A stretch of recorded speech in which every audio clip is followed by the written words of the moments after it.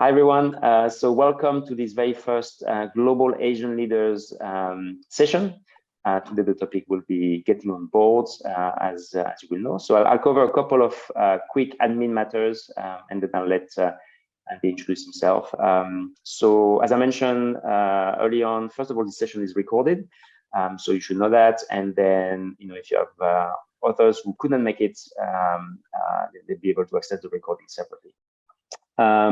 So just a bit background on this program. This is the first session of a series of sessions for global Asian leaders like yourselves. We'll aim to have a session every 4 to 6 weeks over the next sort of year and a half. And so topics will be varied. We'll give you through the newsletter. I think you've already received the first copy of our quarterly newsletter. We'll give you updates on what the calendar is going to look like. So this session is getting on boards. Within the next 4 to 6 weeks, we'll have another session about executive search firms, surprisingly enough, and how to get the best out of it. So we'll go through a quick presentation, Andy and I. If you have questions about the presentation or would like to get a copy of the slides afterwards, just send me an email, and I'll be happy to send you a copy of the slides, about 15 slides or so. And so, having said that, welcome everyone, and Andy, maybe do you want to tell us a bit about yourself and sort of your board credentials, and I'll say just one word about myself. Yeah, of course. Good morning, good afternoon, good evening, everybody. My name is Andy Davies, and I'm a senior partner based in London, in the United Kingdom, and a member of our global board practice. I operate exclusively at the board level. Handling a combination of executive positions, so CEO and CFO, as well as non-executive roles, and that's about 60% of my time, and also, of course, non-executive chair positions. And I've been operating at this level, helping executives secure their first non-executive position while still in executive employment for about the last 15 years or so, and also run a biannual board program in conjunction with Deloitte, with Bank of America, and Allen Overy, which is one of the leading law firms based in the UK.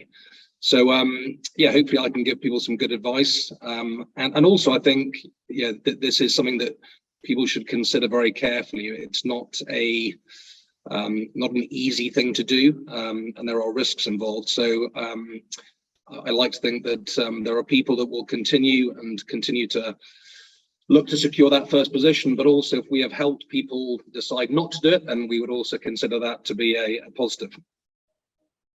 That's good. That's a great reminder, and we'll touch on that during the presentation as well. So thanks, Andy. Myself, I think most of you have heard of me at least. I'm based in Singapore.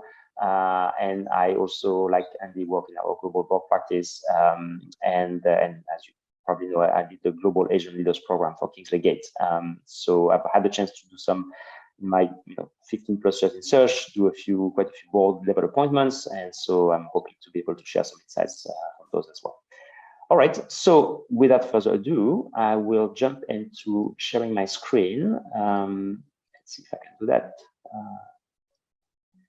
So, all right, let me project this. Hopefully you can all see that. If I can project it to full screen. Yes, there we go. All right, so this is where we are. So non-executive roles. So you'll hear a lot of different words to describe this: non-executives, directors, board members, and part of the discussion today will be about what do those things mean. So we'll aim to have a pretty broad-ranging presentation. Some of you might be very close to getting to a board or very interested in getting to a board in the next few months, and we'll try to answer questions about that. Some of you might be earlier in your career and thinking about that for the next 5 to 10 years, to maybe even 15 years, and thinking about how should you position yourselves over a period of time to get more likely to get into a board. So we'll try and cover all angles, and by all means, if you have questions that's more specific to your personal situations in terms of are you looking for the next few months or the next few years, let us know and we'll try and answer those questions. But generally speaking, these are the topics we would like to cover today, or the questions we'd like to try and answer today for you.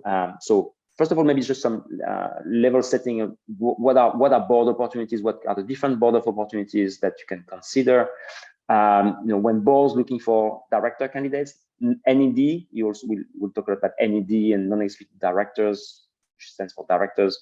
What are boards looking for? What should you consider when you are looking for joining a board? And if you are looking to join a board, what kind of credentials should you think about building up to improve your relevance? And finally, because we are talking to you as a global Asian leader, throughout the discussions, throughout the presentation, we'll try and give some nuggets of insights around, as a global Asian leader, what should you think about, what might be more relevant to you to consider. And I'll lead the presentation, but Andy will come in and out as well, and feel free to address any questions to either of us. So I can move the screen. Yes, there we go. So first of all, some basic level setting. People talk about boards in a very generic sense. So we just want to be very clear about what we're talking about. Today, we're talking about non-executive boards. There are companies which have executive boards, particularly companies from German origin, Germanic, so Swiss German companies. Very often people will tell you, I'm on the board of the company. But what they actually mean is they are on the executive board of the company. And those Germanic companies would call the non-executive board, they would call it the supervisory board. So just something for you to think about and remember. Today we're talking about non-executive director boards, which in Anglo-Saxon, American and US and UK companies are very clear, but for Germanic companies it's a bit different, or it can be confusing at least. And then we have some of those companies are publicly listed, and that comes with certain level of requirement for board members. Some of those companies are private, including from private equity, different level of requirements. Some companies have advisory boards, which are also non-executive, but have different level of sort of compliance associated. And of course, some companies are non-profit companies, and they also have boards. And so we'll talk generally about all of those kinds of boards today. So Andy, I don't know if there was anything there that you wanted to kind of highlight, or maybe that might be more specific to the UK. You're on mute, by the way. Sorry, I don't think so. It's something we'll get into later, because at the very least, the people on this call will have a choice. And again, I think in terms of our objectives here, it would be good to try and have people really work out what their options are, and then decide on probably a couple of those. Yeah. Okay. Try and get to it moving. There we go. So just as a basic illustration, for instance, the different terms that we're going to be talking about, you might hear NED and INED quite often. And so an INED is an independent non-executive director. So, in some cases, a non-executive director can be not independent, which means that they are actually either an active employee of the company, or they've been on the board long enough that they are not considered independent anymore. So today, in most cases, we'll be talking about NEDs, non-executive directors. Some executive directors are, as it suggests, executives of the company. So they have an official day-to-day role with the management of the company. As an example, Tim Cook, for instance, you might know of, which is the CEO of Apple. He is the CEO of Apple. He's also on the board of Apple, and because he's an executive director on the board of Apple. He's also on the board of Nike, the footwear company, and there is an independent non-executive director on the board of that company, because he has nothing to do with Nike as a management person. He's also on the board, the advisory board of Tsinghua University in China. So not so many people know about. And so a different, anyone can have very different types of board opportunities, and they will come with different level of scrutiny and sort of responsibility. Okay. So again, very basic level setting, but why do companies have boards and non-executive boards? Generally, it's to represent all of the shareholders. So as a non-executive board member, you should represent the minority shareholders of the company. There are a number of governance and reporting requirements that needs to be fulfilled, very often because of financial regulations. And also it's a strategic role that provides guidance to the CEO and the executive team. Those are the main parameters. In addition, anything to do with capital markets, major financing or governance events, Major risk control and risk management activities will be sort of overseen by the board, as well as CEO succession, typically. So let me stop there. Again, Andy, anything specific in the UK that's worth highlighting? No, I don't think so. I'll probably cover it later on. Yeah. Okay. All right. And by the way, we have one of our team members, Govisha, which is monitoring questions. So as they come in through the Q&A, Govisha, and if you want to jump in and give us any questions specific to what we're discussing, just jump in.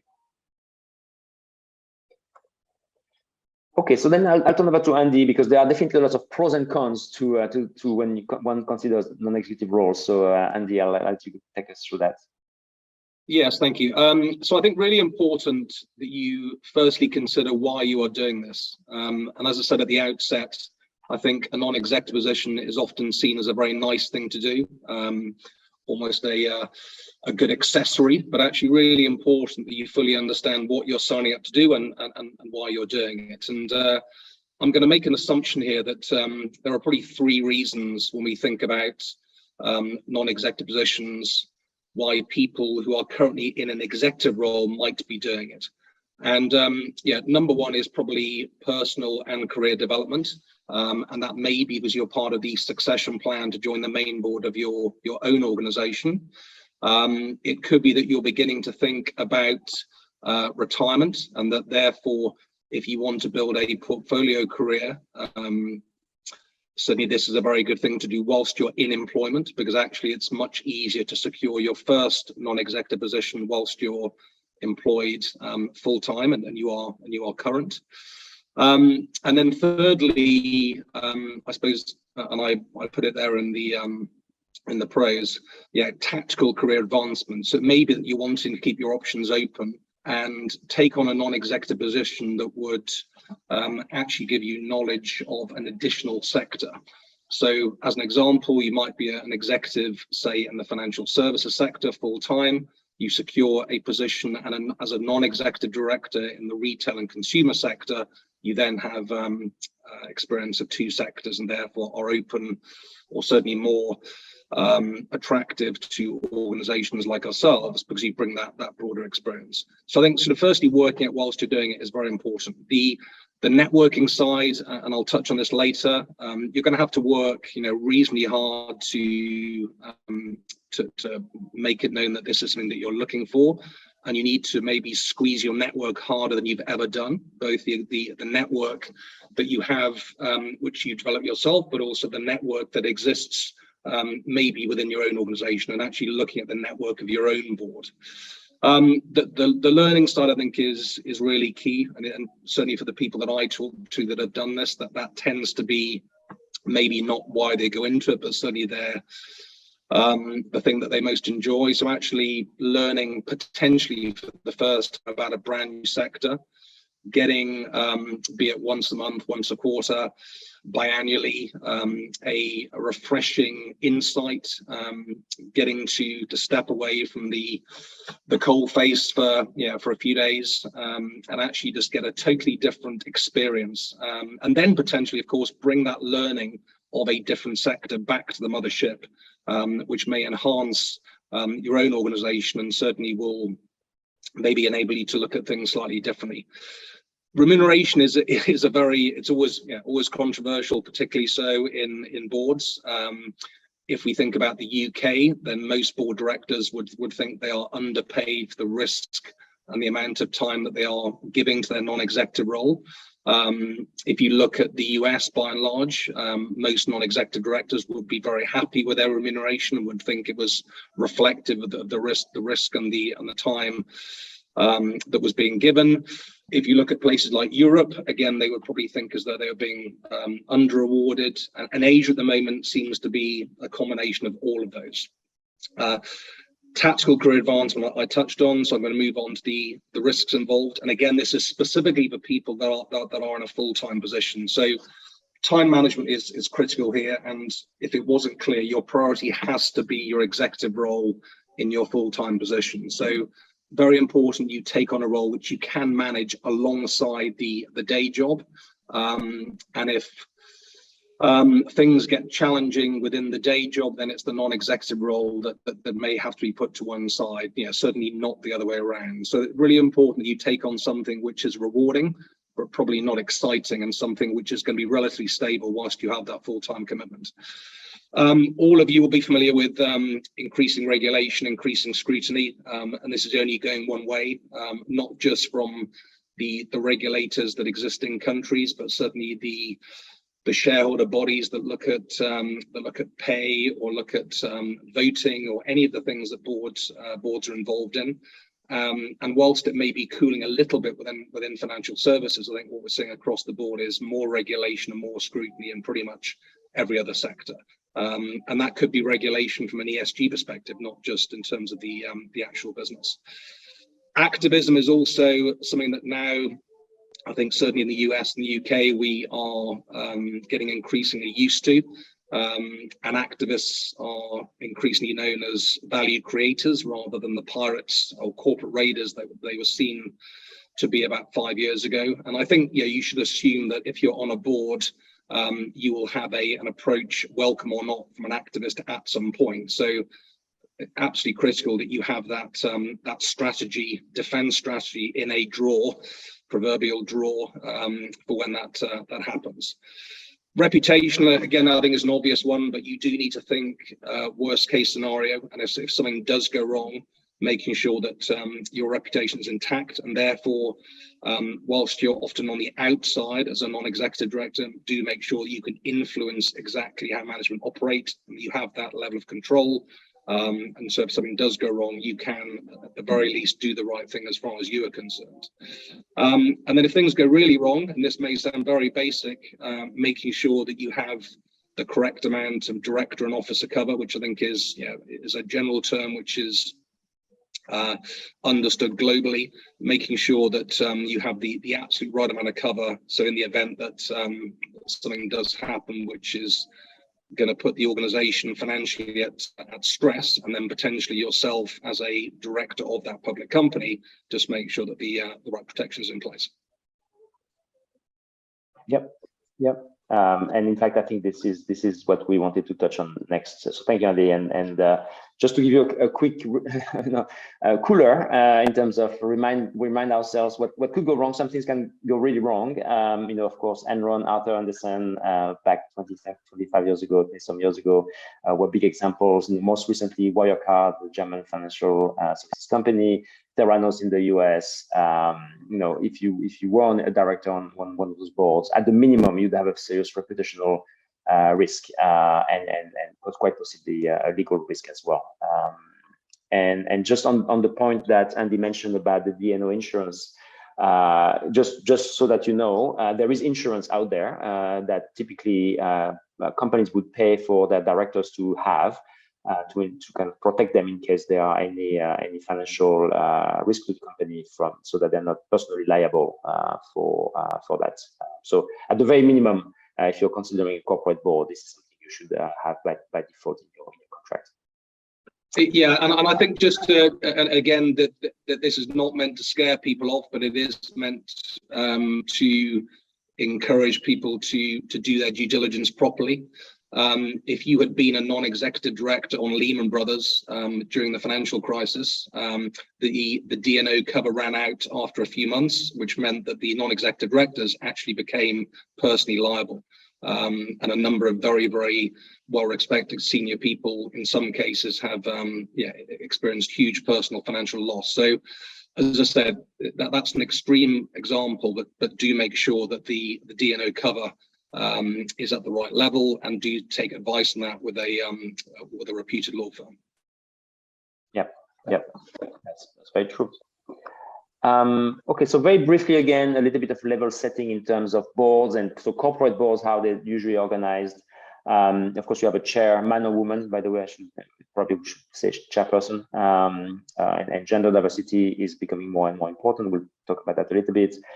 You have typically a couple of broad committees which are kind of legally mandated: audit committee and nomination committee. People from the audit committee typically come with a Big Four background, whether certainly for the chairperson as well as for most of the members. Nomination committee typically deals with CEO succession and succession on the board, and may or may not be staffed with people with HR backgrounds. Actually, I think you will find that many executives may underappreciate the usefulness of having an HR person on the board, and they think that they can deal with people because they were senior executives, so they know how to deal with that. But certainly, if you have an HR background, this is a committee that you have a highest chance to get involved with, as well as the remuneration committee, which sometimes is a separate committee dealing with the CEO and the pay of senior executives. Risk committees may or may not be on the board as part of the board as a formal committee. All boards tend to have a risk activity, but some of them have a separate risk committee depending on the business. If you are in a very financial services business or an operational business, oil and gas, for instance, may have separate risk committees because there's so much operational risk that comes with the business. And maybe Andy can tell us a bit more about ESG. I think that's something that's new and trending, and perhaps something where, as a global Asian leader, you have a highest chance to have an angle, if I may put it that way, because that's something that most boards these days are thinking about. Yeah, ESG at the moment is it's not entirely clear how it's going to work in relation to the board. We're seeing 3 approaches, all of which I think are acceptable. One of those being that the ESG agenda is being added to the audit committee, and therefore ultimately the chair of audit is responsible for that. We're seeing, and understandably this is quite a small pool at the moment, but we're seeing senior ESG experts being added to the board in their own right in a non-executive role, and therefore assuming responsibility for the ESG agenda. And then thirdly and finally, we're seeing an ESG committee below the board level reporting separately into the audit committee, and organizations doing it that way. What is very, very clear is that this is an area that is not only not going away, but is becoming increasingly important and is being used as a yardstick to measure organizations, and will have a huge impact on customers, shareholders, investors, future employees, huge areas. So I think talking broadly here to the listening group, if you have ESG credentials and a non-executive role is something that you're interested in, and the ESG credentials are your lead, then certainly that's a very good thing to have. And selfishly speaking, I'd be very keen to hear from you. Yes. And then we had a quick question, by the way, about what does ESG stands for. Correct me if I'm wrong, because I always get the letters wrong. Environmental, social, and governance, right? So any aspects of those 3 topics. Yeah, so I think all of us, or most of us, are familiar with the E and the G. So environmental, obviously, climate change, etc. Governance, what Arnaud described at the outset, the requirements, particularly of a public company, to adhere to the governance regulations and requirements in that country. What we find at the moment is that the social is the most misunderstood, and that can be anything from how an organization treats its workforce in a underdeveloped part of the world.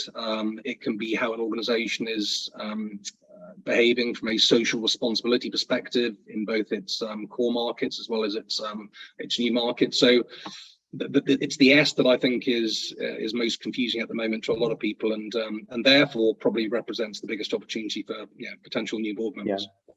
Yeah. And again, it depends on. Sorry, I was going to say that links to what Arnaud said earlier about I think the increasing importance of HR people joining boards in their own right as non-exec directors. Yeah, and again, it will depend on the company, because in some companies that may have extensive operations in places like Canada or Australia, where First Nations, for instance, and local communities are very important. Think of mining companies, think of natural resources companies in general. The social aspect of those where those companies operate become very important. Okay, I'm quite conscious of time because we still have quite a few slides to go through, and we're already sort of more than 25 minutes through. So we might just jump to the most important bits. So very quickly, in terms of what boards look for when they look at new board members, So we drew up a general sort of leadership profile, if you will, or personality profile. So they want people who are good at listening, but also can be assertive. And that's probably the most difficult balance to strike, because most of you will come from executive positions where you've learned over the years to make decisions, to be fast, be assertive, and state your point of view and debate.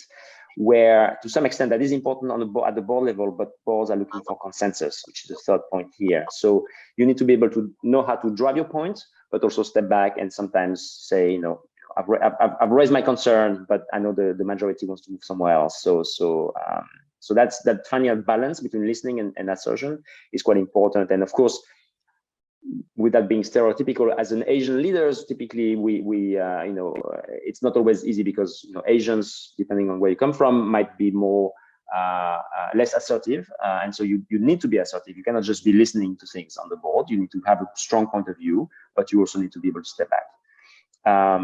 Reputation is very important. So as much as you will be looking for the reputation of the company and what that will mean if you join the board, they will be looking at your reputation and make sure that if you Google your name on social media, anything that you see is professional and there's nothing there that might endanger the board. So very often when we do board searches, the very first thing the client will do, or will ask us to do, and therefore we will do ourselves, is Google the person's name. And if anything comes up that doesn't sound, right, there will be questions asked for sure. And then generally speaking, the last few points, it's, the more connected you are, the more intellectually curious you are, and can share your perspective on a broad range of things, and being a good person to be around, however you want to define that, is important, because board members do tend to spend a lot of social time together. And so, you need to be able to pass the airport test, so to speak, which is if you are stuck with that person for 2 hours in an airport because your flight is delayed, do you enjoy being with that person? Is that person an interesting person to spend time with? And it's very intangible, but that is definitely something that when you're going to be interviewed by other board members, they will think about, because they want to spend time with interesting people. So Andy, I don't know if there's anything else you wanted to add on that. I think you touched on it, but just to, I suppose, reiterate the point, in the first year as a non-executive director, less is more. So you should be relying more so on the chair to bring you into the debate or the conversation, rather than looking to feel as though you have to speak for the sake of it. Your emphasis should be on learning the business, learning the sector if it's new to you for the first time, learning about the different styles and personalities of the other board members. So I think in that first year, less is more. And chief executives, I don't know if there are any on this on this call, but chief executives, I sympathize. You will find it very difficult to bite your lip and to not contribute in that first year, because you are pre-programmed to do exactly that and to sort out the very problems that you see in front of you. But certainly to begin with, feel your way into the meetings, feel your way into the business, and spend that first 12 months learning, rather than feeling as though you have to contribute. Yep, that is very true. Okay, so this one maybe we'll skip, but just very briefly, it's on gender diversity. You probably, most of you will know that this is a very big topic, and the graph on the left shows Australia, for instance. Women on board in Australia for the last 15 years has grown tremendously, and so that's a push that is everywhere, in particular in Europe, starting with the Nordics, and now France, Germany, and I'm sure the UK as well as the US. So if you are a female Asian leader, all the better. You'll have even more opportunities, because boards have generally targets and quotas that they have to meet for gender diversity, and diversity in general. So being an Asian in any case should be a plus. So we'll skip that. And so as a global Asian leader, how should you think about where board opportunities might be for you? First of all, Asian companies who are going global, or going global, will, I think, benefit from people with your backgrounds. So, every time we talk to Asian companies about bringing board members, they want people who understand, who have an Asian sensibility. So people who are, maybe born in Asia, but have global experience are very good fit for Asian companies wanting to expand globally. They strike a balance between understanding the culture of Asian companies as well as bringing global standards of governance. And of course, in some cases, if you are an Asian but you now have UK passport or US passport or another passport, then you can help them meet some listing requirements, because if you want to list, if you're an Asian company wanting to list on the NASDAQ or in the New York Stock Exchange, for instance, having a US passport is a plus. So that's one angle, that Asian leaders can play with Asian companies. And on the flip side, looking at boards of Western companies who want to grow in Asia, then of course for them it's great to have members who are from the region, who understand the dynamics of doing business in Asia, can bring networks and relationships if you happen to be working in the sector of that company, where that company operates, or even just banking relationships or financing relationships that can be helpful as well. As well as Western companies, as we talked about briefly before, for gender, but also for diversity in general, will have some quotas. And it's always, if not a quota, it's always good marketing, or it's a good sort of public relations to have more diverse boards and more Asians on the board. So Andy, I don't know if you wanted to, if there's anything specific to the UK you wanted to add there as well. Yeah, I think it's this is a UK point, but also I think a general one. Yeah, the very best companies want to have a board that reflects what the business does, but also where the business operates. And for most large UK companies, Asia is either already their biggest market, or they would like it to be so. So certainly from my perspective in the UK, a huge ongoing demand for people that have worked in Asia or from Asia can assist that organization continue to grow their business, or as Arnaud said, build their business for the first time. Yep. Okay, we'll skip briefly through the next 3 slides. And again, if you want a copy of the presentation, we're happy to send it to you. But just in the interest of time, there's a couple of suggestions we had for you to build your credentials. So if you are sort of 5 years or more into that window of thinking, okay, maybe I want to build a portfolio of boards. The first thing would be to get some kind of accreditation or some kind of formal experience, and there are a range of institutions around the world who can help you with that. Very often they are very tied to a particular market or to a particular sort of standard of governance for that market. And I know, Andy, you're doing something similar in the UK, so I don't know if you wanted to touch on that and maybe give just a minute on what you're doing. Yeah, so I set up a board program about 10 years ago, not just for the UK, but for the largest global public companies. And that program is best suited to people like yourselves, the people on this call that are considering assuming a non-executive director role and have the backing of their employer to do so, for some of the reasons that we mentioned earlier, or for people that have been appointed to a board for the first time and want to get to grips with the specific governance requirements. We're looking to push that program out actually in the next few months, and certainly into next year into other major countries, and certainly those where Kingsley Gate is present. But if anybody would like more information on that, probably best that they contact me directly after this call. Yep, and major business schools and do those kind of programs as well. But I think Andy's program is very interesting because it brings in a lot of kind of London Stock Exchange listed companies chairman as a member of the faculty. So I always think this program is very interesting. Anyway, Andy can tell you more about that. The other things you can think about to build your credentials is kind of build up your CV with sort of non-executive or advisory board positions. So if your company has JVs that you can be on the board of, or investments that they need people to represent the company on, that's always a plus. Industry or trade associations that you can play a role in is always a plus. And of course, non-profit activities, if you have a particular passion around sports, art, education, or anything like that, that's always good for the CV in terms of showing that you can at least understand this transition from executive to non-executive. Some countries have matching programs to help you find some non-profit board opportunities, and so at the bottom is just one example from Singapore. But just things you can think about as you build your CV towards non-exec. And the last thing, which is the more kind of maybe kind of closest to a non-executive board, is an advisory board. So you have fast-growing companies like tech companies who are raising funds and need professional sort of advice to their management team, which are often young and have not done what you have done. That's an opportunity. Some mid-sized professional services firms need advisory board to help them develop business, like consulting firms or search firms, like for instance. Sometimes you can be on the board. So Tim Cook is on the board of Tsinghua University advisory board. And so some of those universities may have boards like that as well, and you can consider that.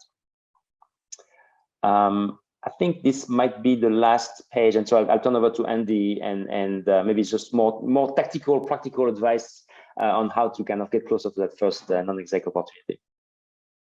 Yeah, thanks, Arnaud. So I think building your business case is once you've decided that this is something that you want to do, and you've understood why you want to do it, and you've understood what the risks are, but also, of course, the reward. Try and be very clear about what it is you bring. So typically, 3 reasons why somebody's going to be hired to a board. Firstly, the professional qualification and background. So in most countries, you have the audit committee, for which you need to be a qualified accountant. So if there are qualified accountants, CFOs, finance directors on this call, then that's an instant qualification to join a board. Equally with the remuneration committee, if there are HR directors or people that are involved in the remuneration agenda, again, you've got a very sound qualification to join a board. Second reason, clearly those people that understand in detail what is happening within the sector, probably have an operational background within that sector, which currently is non-conflicting, but maybe there's something in their past, or maybe it's sufficiently close without being a conflict. And then thirdly, perhaps the situation that that organization is in. So maybe it's going through a digital transformation that you can help them with. Maybe it's going through a complete remodeling of the business, which again, you have experience of. So a circumstantial, situational opportunities that may give you that pathway. But first and foremost, build your business case and be very clear about what it is you bring. Secondly, I mentioned this a while ago. Once you've decided that you are going to do this, you need to make sure that your employer is happy with that. And there might be joint ventures that you're not aware of, that the organization may be going in a direction that you're not aware of. Just be very clear that you don't do anything that may prove in the near future to be a conflict, because the last thing you want to do is have to step off a board early. And certainly you want your employer to be invested in your development, particularly if you are somebody that is on that succession plan. So on that point, there's a question about what's the best way to approach an employer about this. Any thoughts on that? I think you need to be realistic whether it's the right time to do it. So there are people that may certainly do it too early, and actually, you need to be towards the top of an organization, particularly if you're going for a for-profit organization, particularly a public company. So if you are, 2 to 3 years away from getting close to the EXO or certainly part of the leadership of that organization, I would wait. If you are there already and it's something that that you believe you've got a business case for, then you speak, I think in the first instance, either to your group HR director or to your immediate hiring manager. And just, again, be very clear to articulate to them why it is you're doing it, what you're seeking to gain from it, what the benefits would be to your own organization. Going back to what I said about bringing learnings back the mothership, that's all very important.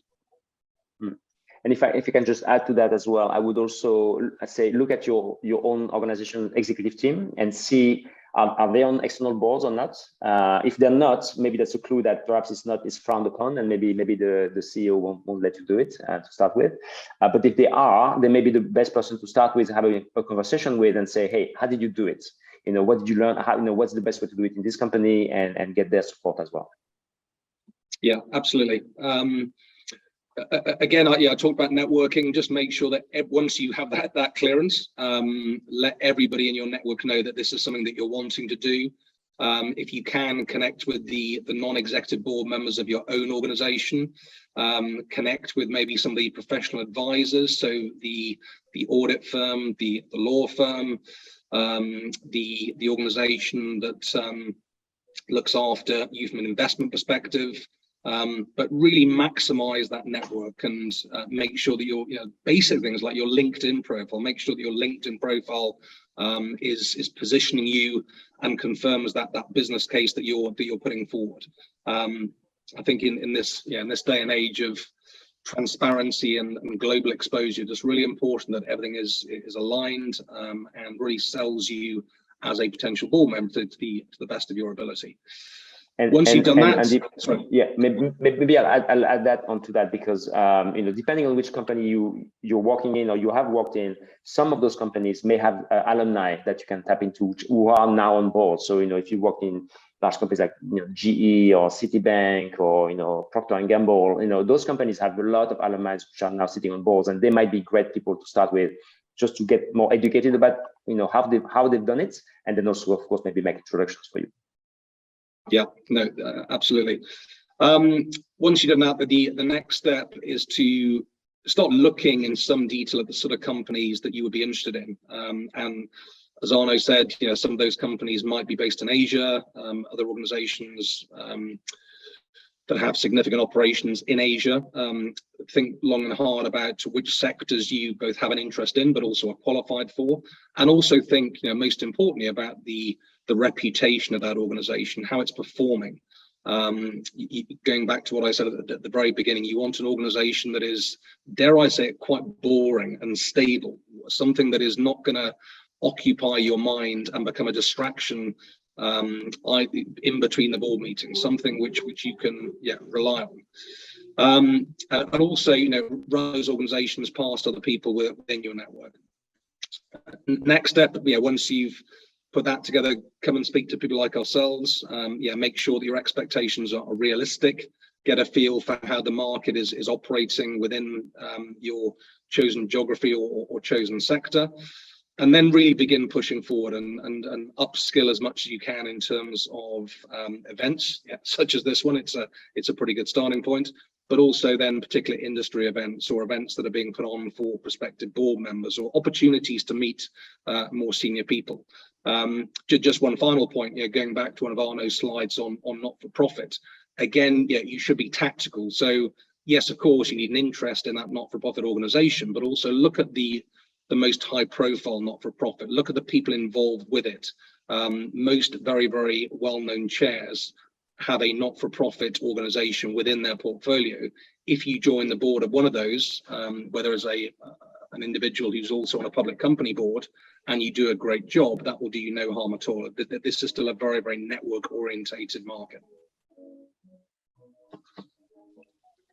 Yep.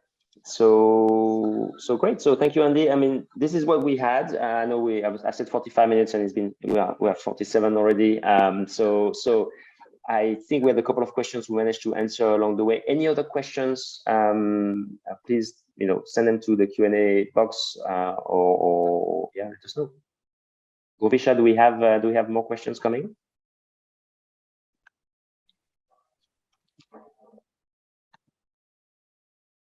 I think we still have most people on the call still, so I'm assuming people are awake, which is good.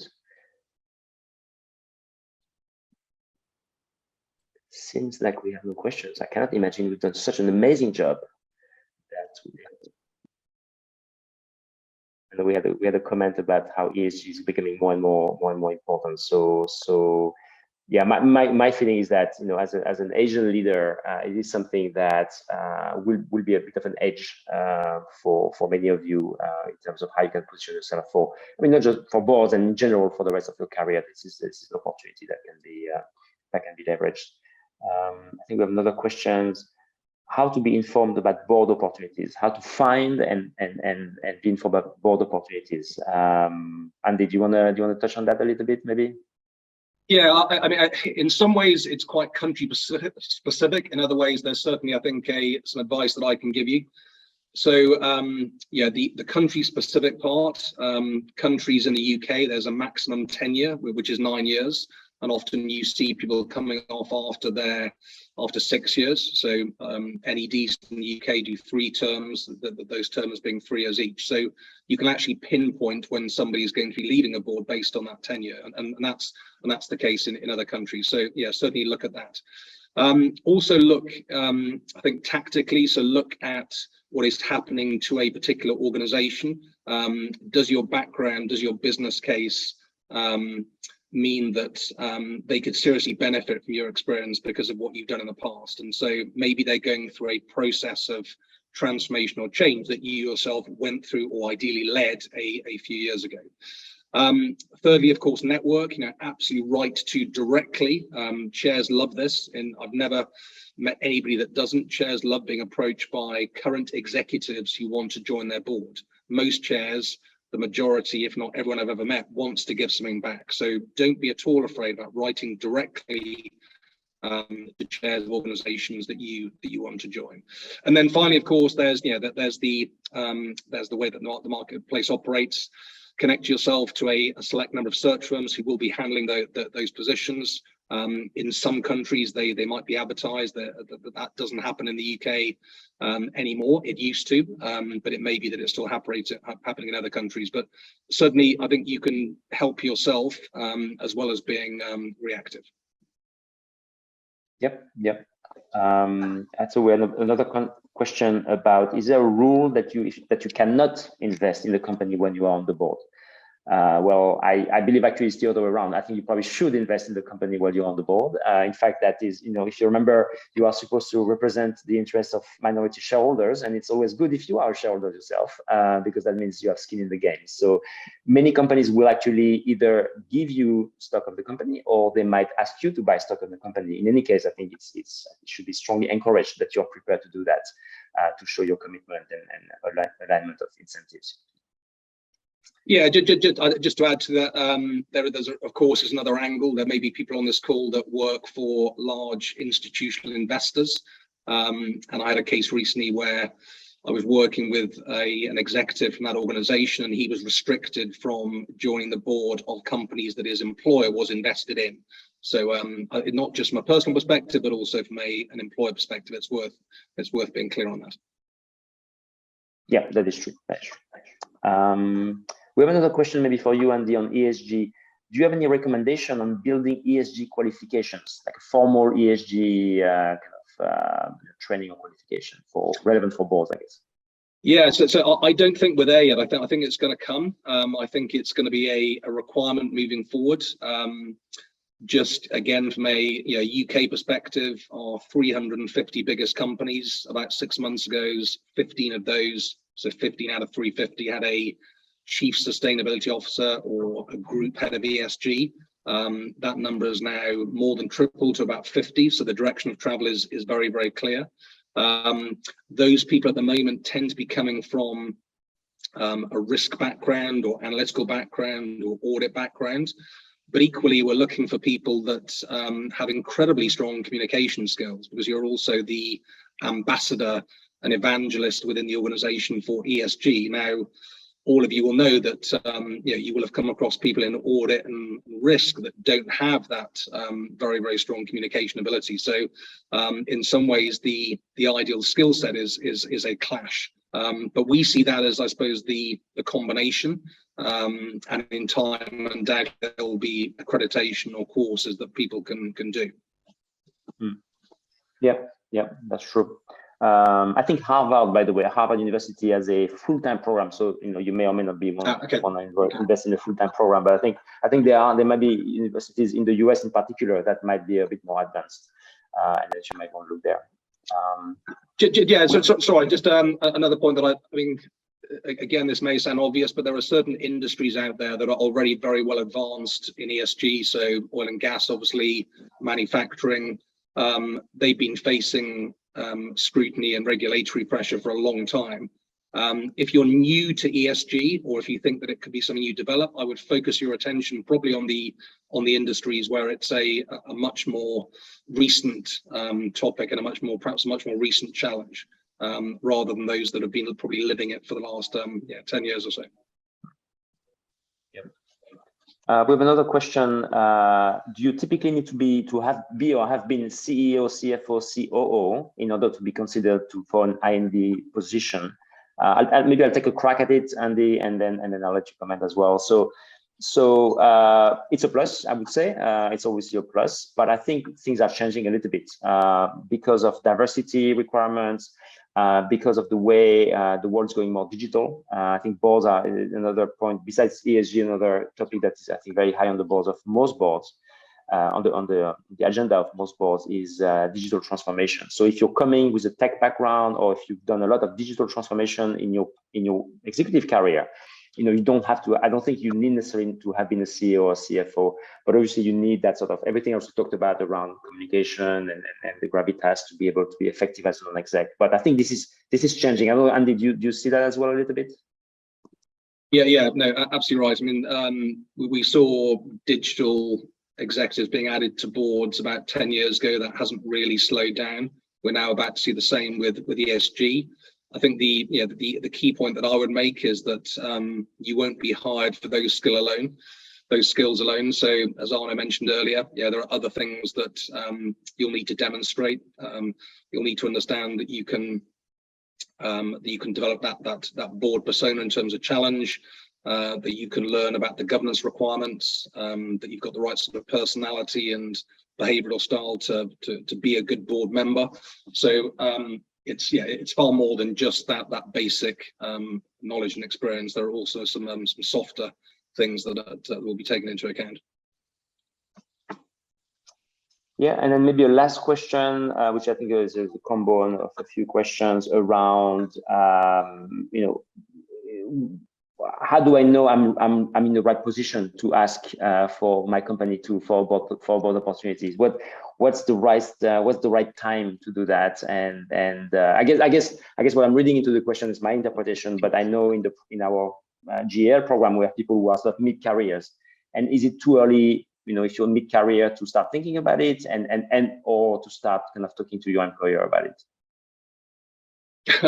I suppose my immediate response is if you don't know that, then it probably is too early. But as we have touched on in this presentation, there are things that you can do to begin that pathway. So looking to join internal boards, so subsidiary boards, joint venture boards, not-for-profit boards, are all really good things to do to gain that experience before you put your hat in the ring for a public company board, or maybe even a significant private board. So I think by all means, everybody probably on this call will have an annual review with somebody or somebody above them that they talk to on a regular basis in terms of their performance, and a review session, if you will. So never too early to have that conversation. And in some organizations, there are hard and fast rules as to when people can do it, and when the employer will give them the time off to do it. And this may be useful. This is not set in stone, but the unwritten rule, if you secure an external public company non-executive director role, is that your organization gives you the time off to attend the board meetings, but all the preparation for that meeting should be done within your own time. Yeah, fair enough. So apologies, because we were aiming for 45 minutes. We had blocked an hour, and we're getting close to the hour. And so appreciate for all of those who've stayed with us all along.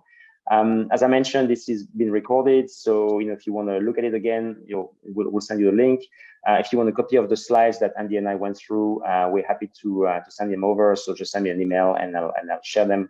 Well, until we speak again, thank you very much for your time and for your attention. We hope it's been helpful, and thank you, Andy. Thank you, everybody, and I hope it goes without saying that if I can help anybody further, please don't hesitate to contact me directly. All right, thanks everyone. All the best. Bye-bye.